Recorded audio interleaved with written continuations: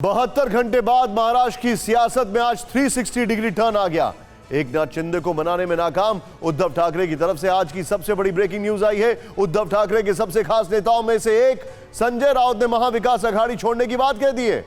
महाराष्ट्र के अब तक के नाटक की यह सबसे बड़ी खबर है, क्योंकि इसका मतलब है कि शिवसेना एक बार फिर बीजेपी के साथ जाएगी, यानी एनडीए का हिस्सा बन सकती है। इस बड़े डेवलपमेंट के साथ अब पूरे सियासी खेल को लेकर कई सवाल खड़े होने लगे हैं। सवाल पूछे जा रहे हैं कि मौजूदा सियासी खेल के पीछे क्या खुद शिवसेना प्रमुख उद्धव ठाकरे हैं? ऐसे सवाल क्यों उठ रहे हैं, इस रिपोर्ट में देखें।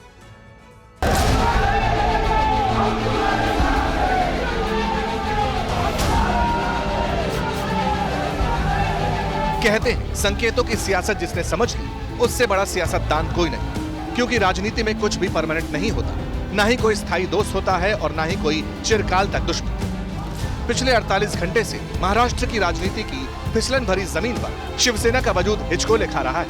वर्षा से मातोश्री तक के सफर में आखिर में शिवसेना के नाम पर सिर्फ उद्धव और आदित्य का चेहरा दिखाई दिया। वहीं दूसरी तरफ एकनाथ शिंदे ने ताकत का नया पोस्टर जारी कर दिया। मगर सवाल है, क्या वाकई उद्धव ने शिंदे को इतनी आसानी से जाने दिया? क्या वाकई उद्धव ठाकरे की शिवसेना का टूटना निश्चित है? कहीं शिंदे के नाम पर उद्धव ठाकरे ने कोई बड़ा खेल तो नहीं कर दिया? इन संकेतों और सवालों की पृष्ठभूमि जानने के लिए कल से लेकर आज तक आए इन बयानों पर गौर करना जरूरी है। क्या एकनाथ शिंदे को मुख्यमंत्री के लिए ऐसी कोई बात नहीं हो गई। मैं आपको बताता हूँ, आप गलत न्यूज चला रहे हो। मुख्यमंत्री उद्धव ठाकरे जी है और रहेंगे।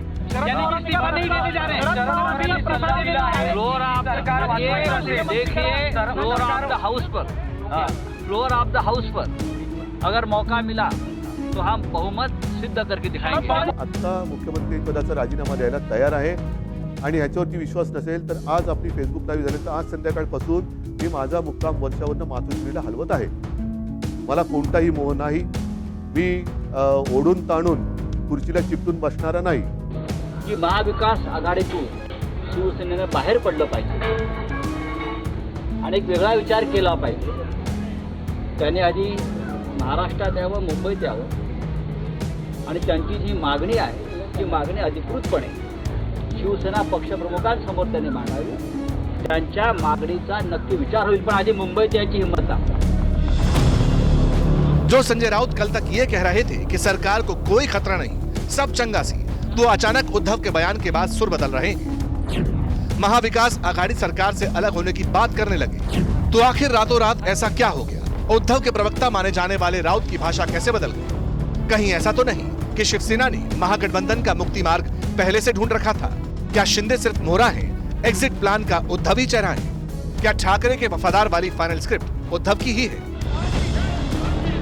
ऐसा इसलिए भी है क्योंकि वो शिवसेना जिसकी महाराष्ट्र में सरकार है, शिवसेना के सर्वेसर्वा जहां मुख्यमंत्री, उस राज्य से एक साथ 3 दर्जन से ज्यादा शिवसेना के विधायक सीएम की नाक के नीचे से खिसक जाए, इसका इंटेलिजेंस इनपुट ना, किसी को कानो कान खबर ना, इस पर तो यकीन करना मुश्किल है। और दूसरी बात यह भी कि जो शिव सैनिक मातोश्री पर उंगली उठाने के नाम पर लड़ मरने को तैयार हो जाते थे, मुंबई को बंधक बना लिया करते थे, वो इतना सब होने के बाद भी खामोश क्यों है?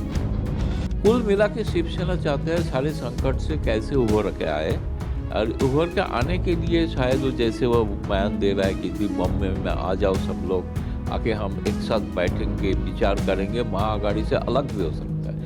तो एनडीए से अलग है, मतलब जो यूपीए की पार्टी का जलापोल रहे थे अभी इतना दिन तक, उससे अलग होने का एक कोशिश उनका है, ये तो दिखाई दे रहा है।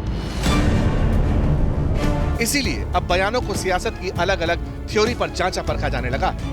दबी जुबान में ही सही, लेकिन कहा जाने लगा है कि हो सकता है कि विधायकों की हाईजैकिंग वाला खेल पहले से तय हो।